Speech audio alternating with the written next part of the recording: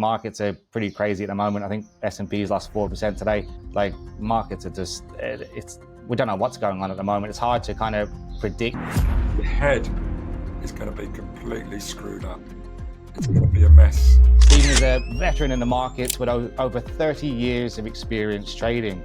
He's also the author of Mastering the Mental Games. There's that transition from paper trading or trading on like a £500 account to trading, £10,000, £100,000 account. The same psychology is happening when we trade. We learn to trade, often we learn to trade in a way as if we're paper trading. Or we look at trading when we don't really know what it is, and we look at trading with it. I can do that, it's easy. I need to make 5,000 this month, so that's the wrong way to do it.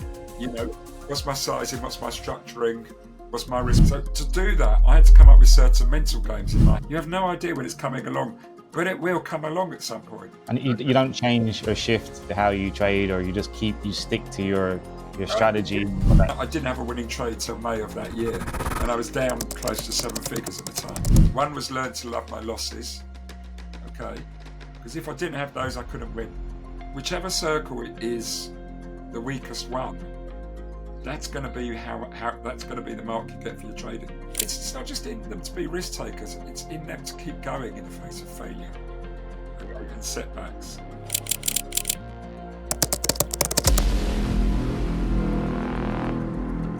Hello and welcome back to our latest episode of Two Blokes Trading Podcast. We are delighted to welcome Stephen Goldstein. Stephen is a veteran in the markets with over 30 years of experience trading. He's also the author of Mastering the Mental Game. So we're delighted to have you here with us today, Steve. Okay, I'd like to check on that. Nearly 40 years. Oh, really? 40 years now, yeah. Nearly 40 years. Oh, no, I must admit, I do it as an amateur now these days. I just do it for a bit of fun. It's not for a living anymore that I trade. I was 25 years as a professional trader, and then I've been doing something else for the last 15 years. But I still trade on the side. I can't help myself. So, yeah.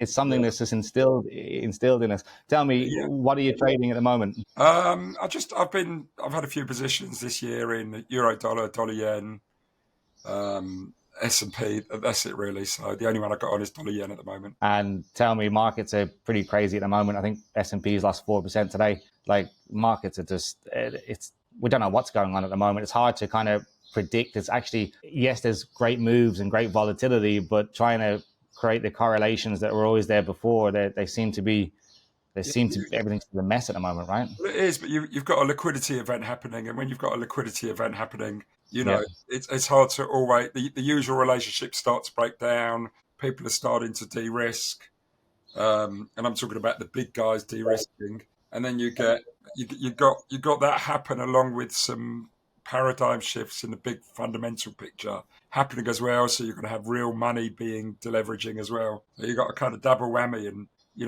all these usual relationships are breaking down, and there's a lot of rush to safety, and no one knows where to go at this time. Well, people do know where to go, and it's to safe assets, safe currencies, hence gold just exploding. Sure. It is. We've also seen a bit of a pullback a few times on gold as well. Is that people kind of rebalancing their portfolioos, potentially taking the profit off the table? Possibly. I can't tell you the ins and outs of the small moves, but it's you're going to get a lot of these big moves. You're going to get a lot of sharp moves, profit taking, then moves again, then profit taking. So it's you've got some huge moves going on in there within all that. We've got a kind of panic. The market rushes, takes it to a new extreme, but it's not on a solid foundation, and then it comes back, and then money goes back into it. Real money kind of makes a move, and then it's always at the end of the day, it's always like either a deleveraging event, a liquidity event, or real money that really shifts the markets, and everything else follows. And sometimes it goes a bit too far, so it comes back, but then it goes again. So Sure, absolutely. And I suppose to move on to the psychological kind of side of trading as well, I'm really kind of excited to talk to you about this, because one thing that annoys me more than anything is people that use the word, trading psychology to kind of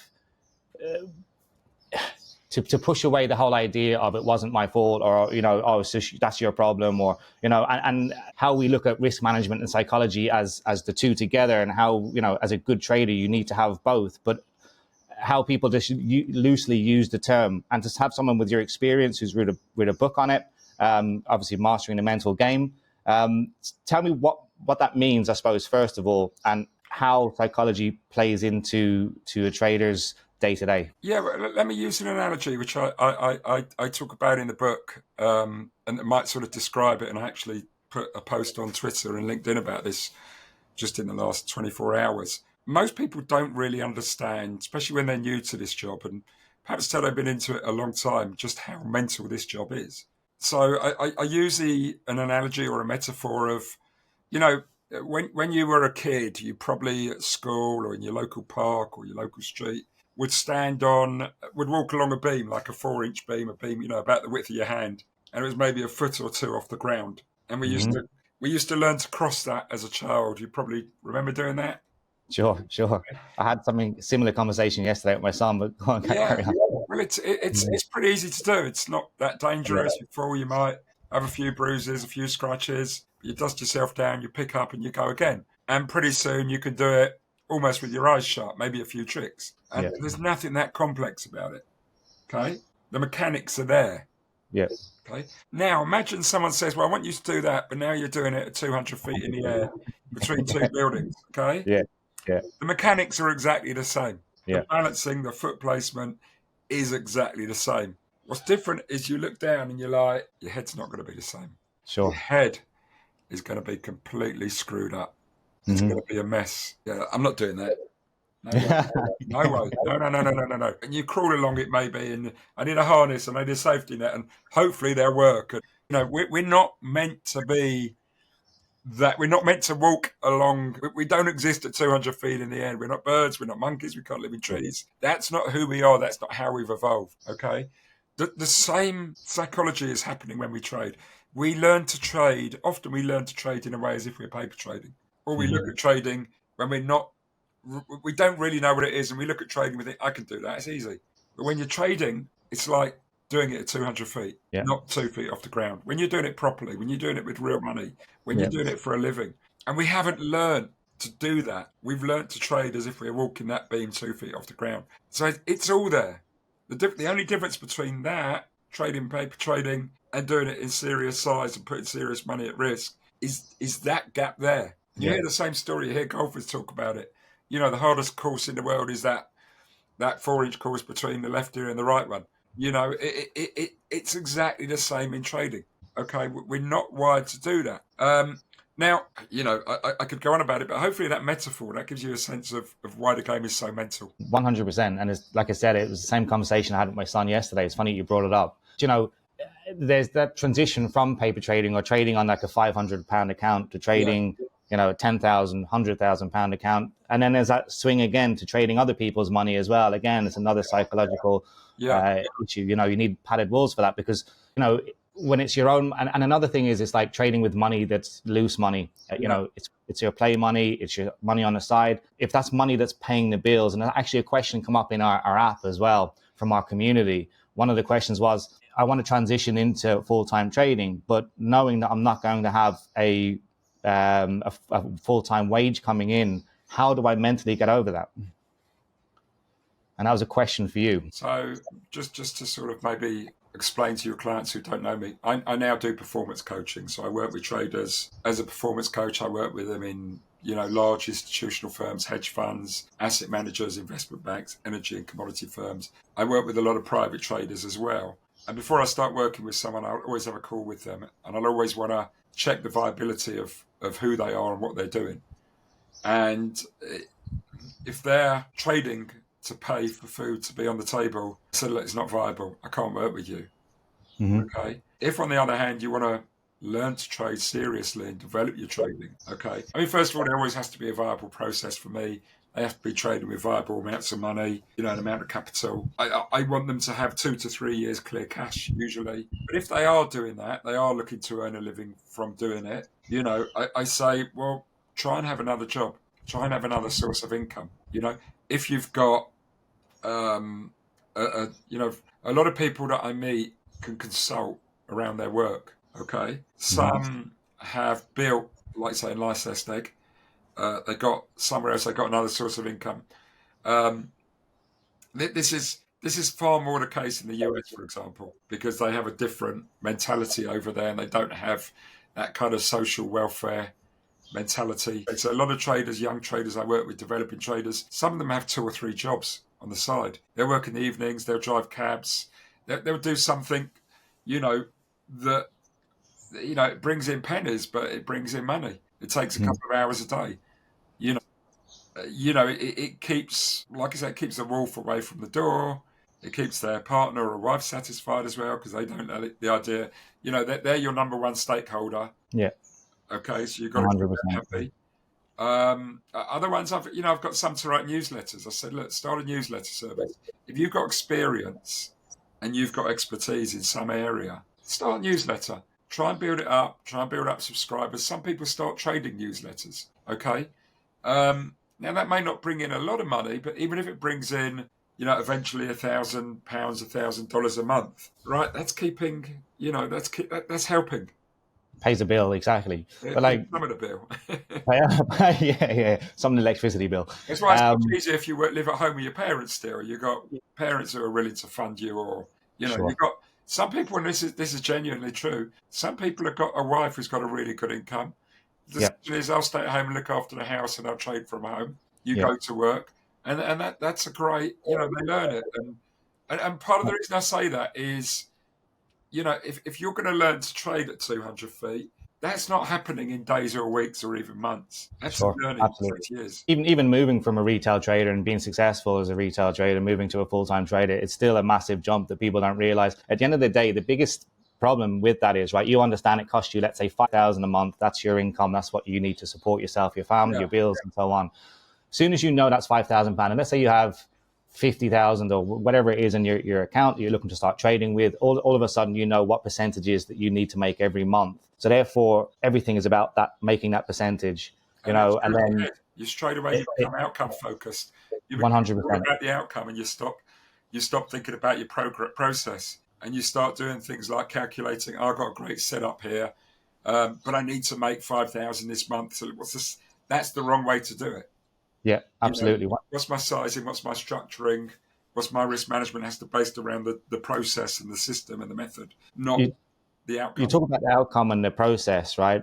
But if the process is not working, and how do you change that? How do you change that mentality? Let's say you do jump into it and things are not going.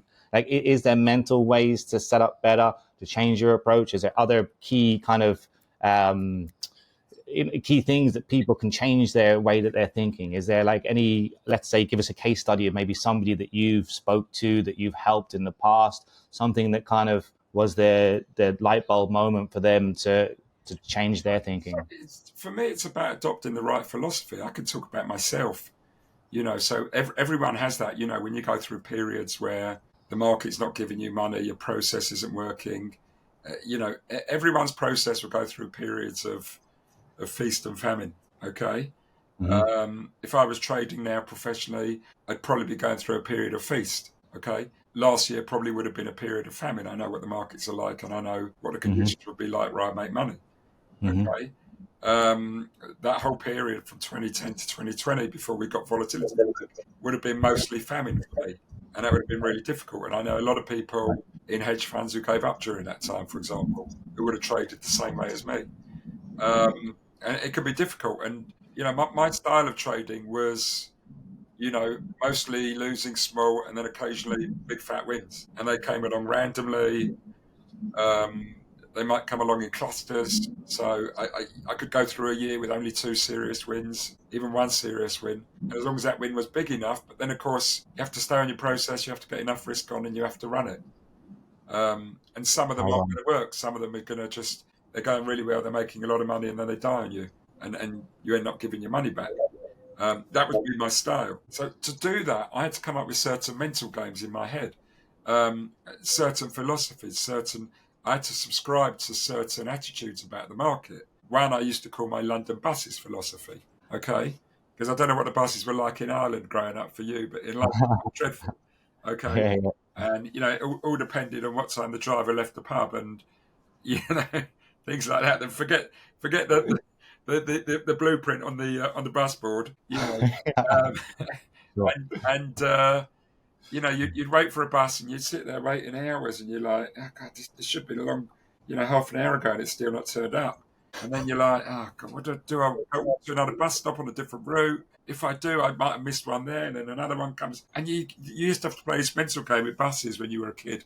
And, you got to, I used to think, well, that's what trading's like. You have no idea when it's coming along, but it will come along at some point. And you don't change or shift how you trade, or you stick to your strategy, what that is. And I have a process. I had a process. I would define my process as having 4 core strategies, maybe. Around that, I would trade around that to try and, always sort of be exposed to the market and have get a view. But that trading wouldn't really make me any money, but it would keep me involved and engaged and would lead me into the bigger stuff, hopefully. And that would usually lose money, actually. It'd usually bleed money doing that, but I had to do that to get the signals. So I had 2 things going on there, and I know you asked a question about that in your email. I had 2 mantras I gave myself. One was learn to love my losses, okay? Because if I didn't have those, I couldn't win. So that was it. I used to, if I became frozen by losses, I wasn't going to take a trade. If I wasn't going to take a trade, I was never going to win. It's the biggest problem with a retail trader. 100%. I've taught thousands over the years, and it's the same thing that happens time and time again. But you are going to bleed, and then at some point something will come along. Yeah, okay? And that bleed can last a long time, which is where the randomness comes in. The London buses meant, that was the other thing. I was like, don't worry about it, it'll come along. And they would come along in clusters. I could wait 6 months sometimes. And, you're trying to avoid beating yourself up so you don't miss the opportunity when it comes. If I go to my last job, which I had, it was a small bank. I was a prop trader there. And I remember I was down a lot of money going into there's a big trade I talk about in my book, which I use all the way through the book. And I didn't have a winning trade till May of that year. And I was down close to 7 figures at the time. And it's not the same. It's not my money, but, you're trading somebody else's money. You still have you have the same mentality in your head. Okay, if it goes wrong, you're going to lose your job, that sort of stuff. And then, so it's, you do have the same thing going on. And, I remember I'm a long way down, and I just sort of spoke to my boss, who was a great mate as well. And I went, look, I've still got this trade idea. I'm hoping it's going to happen. I don't know if it will, but if it does, I want to make sure I can put some money on it, risk on it. Can I just check what happens if I break, because I was close to my yearly stop loss, that stop loss limit? And he gave me some reassurance of what would happen, that I'd still be okay. So that I knew that I could place a trade if the situation came right. Sure. Okay. But, that big trade I'd have made, which I made a lot of money on, would not have happened if I'd have become frozen out. I may have made some of it back. I may have made a little bit of it back. Okay. I probably would have done. I probably would have reduced the loss, or perhaps even got back to break even. But it's the mentality that shifted that allowed you to take that trade. And when the opportunities come, and as long as you're working within your risk management rules, and again, it's, I talk about 2 different types of trading in the book. So I was what I called a player approach. And a player approach trader, when you get the setup comes, you have to put size on it. Okay. But you have to learn to structure that size. You don't just slug and hit for the boundaries. I love the approach of someone like Mark Minervini, who builds he very carefully moves up his stop, and that's what I used to do. And it's getting size on. Absolutely. And does it change? Obviously it changes mentality between a position trader, a swing trader, or, a scalper, and how do you think that changes between mentality wise? The scalper's the other side of the game. The scalper's what I call a house approach trader. Okay. That's very hard to just up your size. There tends to be a standard size when you do that. You make 1 or 2 standard sizes depending on confidence. And in those cases, you're going to be more regular with size. And a scalper should be having whereas I had a low win reward, I had a low win to loss rate, but paid much higher when I won. A scalper's the other way around. They're going to be taking lots of small profits. A scalper really shouldn't be letting profits run. We know that's the ideal. That's the mantra you get, but that doesn't work with scalping. Scalping, see the profit. It's an accumulation mindset. And actually what a scalper does is the other thing. They let profits dip back a little bit because they're hoping it mean reverts. Yeah. And then they take the smaller profit. And you want to be getting, 80, 90% win rate. You're going to have larger losses when they come along, but you still have to run risk management rules because they have to stay contained to a certain point. And when you're scalping, you want the accumulation of all your wins, obviously to match out, to well outdo the what would normally be larger losses. Okay. And then you must make sure that you manage that ultimate loss, because the ultimate loss will be the one that kills you. So you have to have an ultimate sort of risk management stop. Sure. And then moving on to more the retail sector, that's kind of more, day trading, or even more so even swing trading. It's more, open a laptop in the morning, check your trades, go to work, come home, check your trades again. That goes back to a player approach. So the player approach covers my style, but there's a lot of different styles within that. And it's a better way to describe it would be a setup approach. So what I would describe as more of a discretionary player approach, but you've got kind of more of a systematic player approach as well, which is what I think you're talking about.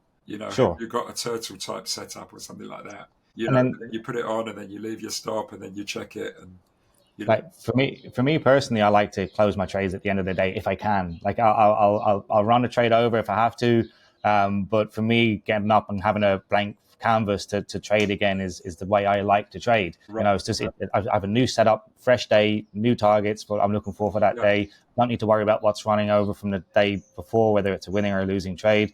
I'm starting again. That's just me personally, and I think it's really interesting to speak to somebody with so much background like you have in psychology, because for me, psychology is slightly different, and I try to teach people this the same way. It's like psychology is only there when you're breaking your rules, because if you have rules and you stick to your rules, then the psychology comes out of it. Yes, you're going to lose trades because losing is part of winning. You can't win unless you lose. I mean, if the biggest problem with losing trades is people want to keep feeling that they can come back against them. If you've got a stop loss, if you've got a strategy, and you've got you've built this strategy around your stop losses and your take profit levels, you trade objectively, then the whole psychology side of it tends to change, and you kind of control it better.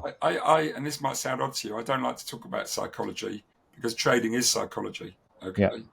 And a lot of people talk about psychology, like you say, as an excuse, or they talk about it as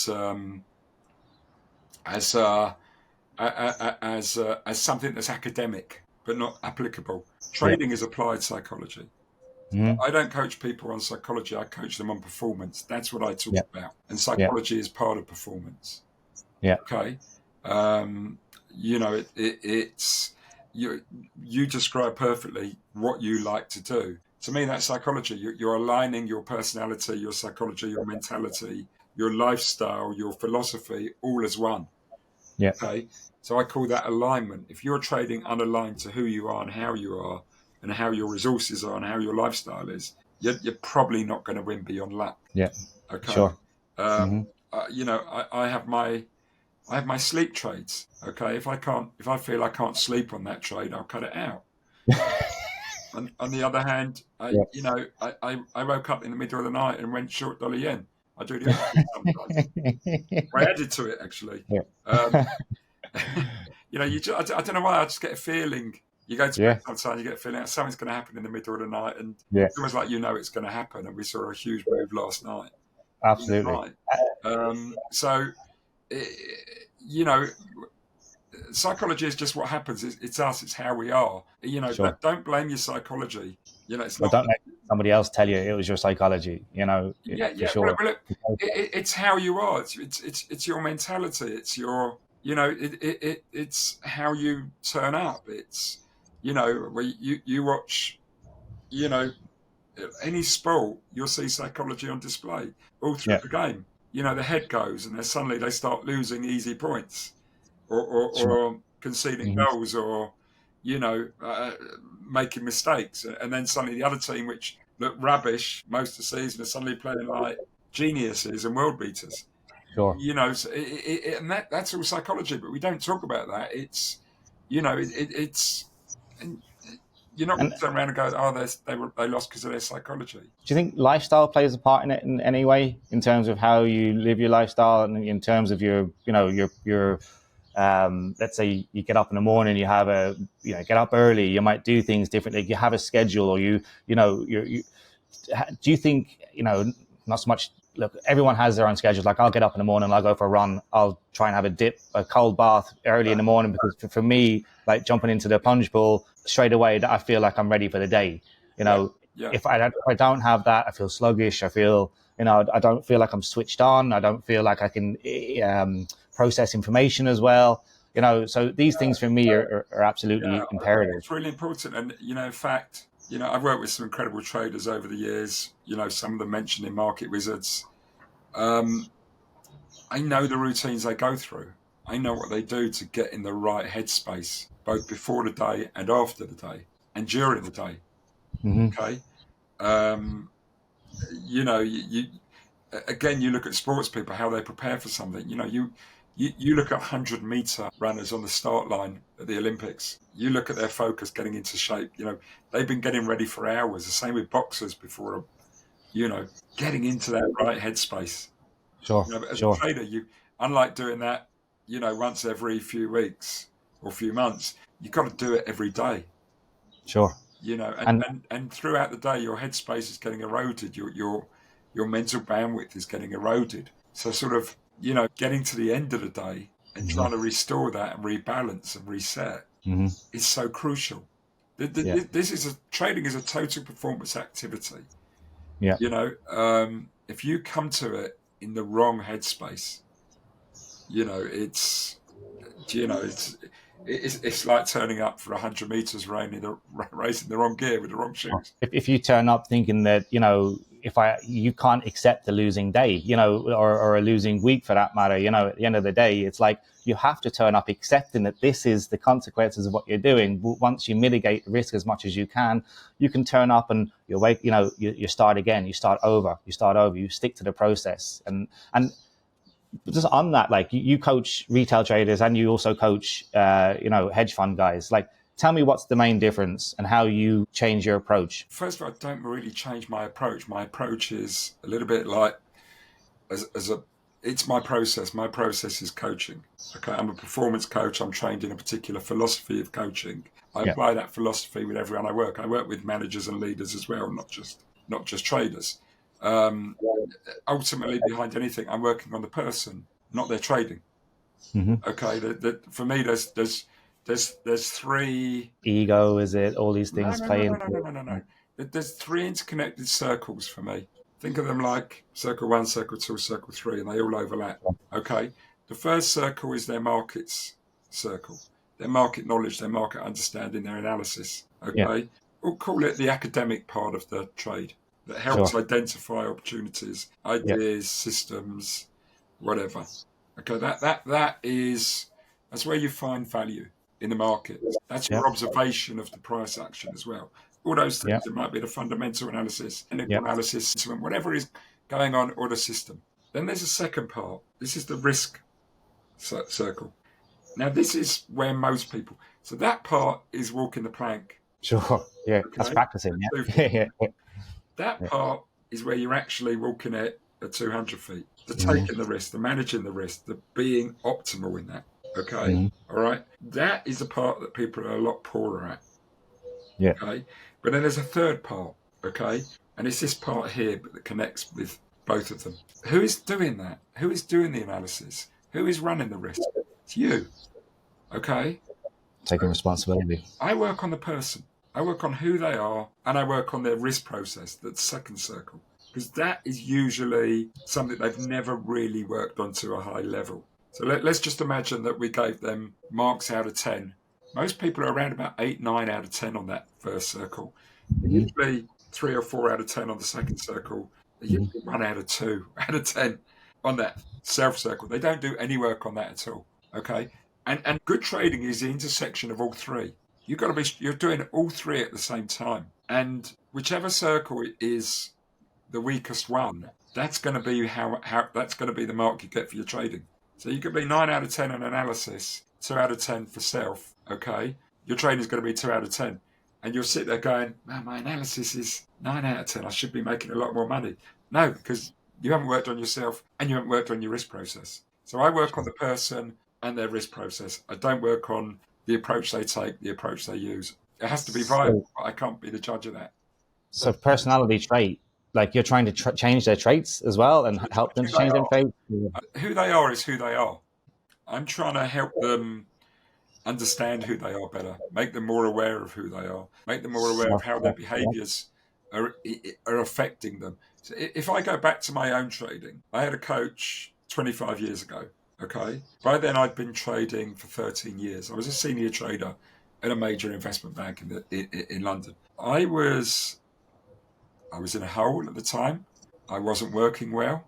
There'd been a lot of political winds, like a bit of a political storm that affected me in the company I was at. And I lost my confidence and, I wasn't taking trades. I was on a downer. I knew the market. I was really strong on that side, that first one, the analysis. Everything else was basically sucked. Okay. And I started working with this coach and, he showed me who I was. He showed me how I was. He showed me where I was. It was a reflective process. I got to think about what I do. I learned a lot about myself. One of the things, when I look back on that, I didn't realize it at the time. But when I look back on it, that's when I really started becoming a trader, even though I'd been doing it 13 years. Up till then, and like most people who just work on this circle, up till then, I was more of an analyst who traded. And I recognized going through that coaching process, I had to be a risk taker, used analysis. And I wasn't a good risk taker. And bizarrely, I'd held some senior roles in investment banks. I wasn't a good risk taker. And somewhere within me, I knew that, but I couldn't admit it. Sure. And I had to come out of that process and start developing my risk taking and myself. And resilience plays a lot into that, right? You have to have that resilience. Is that something that you can train on, or is that something that you're born with? Do you think that you have that mannerism to kind of, push yourself and understand and self-reflect? And it's an interesting one. So one of the groups of people that do really well in this job are people who have worked in performance professions or got to a high level in performance professions, sports people, okay, musicians, artists, dancers, dramatists, people in the military quite often who got to a high level in the military, people who ran businesses, entrepreneurs, people who were entrepreneurs. It's inherent in them to be risk takers, right? It's not just in them to be risk takers; it's in them to keep going in the face of failure, and setbacks. So that's one group that do really well. We see another group of people who had traumas early in their life. Okay, people who suffered difficult experiences growing up. Maybe school was very hard for them and unpleasant, which is often the case with people who had some sort of learning difficulty, such as ADHD or dyslexia. Right? But they had to battle through against the odds to keep going. And they learned coping strategies. If you've lost your parents at a young age, or you've seen your father lose his business at a young age, that's really traumatic. Okay. So there's lots of different traumas. Everyone I'm not going to go deep into that, but these are traumatic experiences early in life. Now, if you've never had that, and everything's been nice and peachy throughout your life, dad's done well, you went to a good school, went to a good university, you had that lovely clear path into the world of trading, okay? And then you hit a setback and you've never experienced that before, a major setback. You don't have those coping capabilities, or you may not have them as well. Other people, I know some incredible traders and they're like, okay, so I lost money. It's not the worst thing that happened to me. That sort of mindset. Yeah.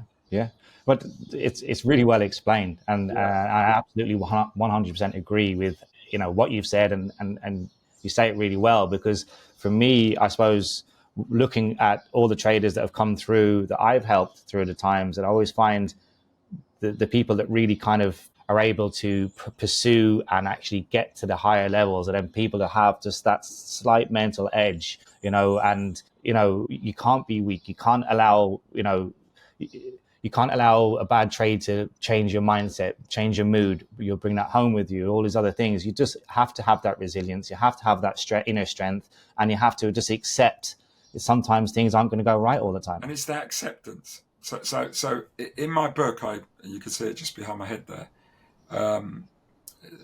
The essence of the book, the core essence of the book, and the core essence of my coaching is around the concept of letting go.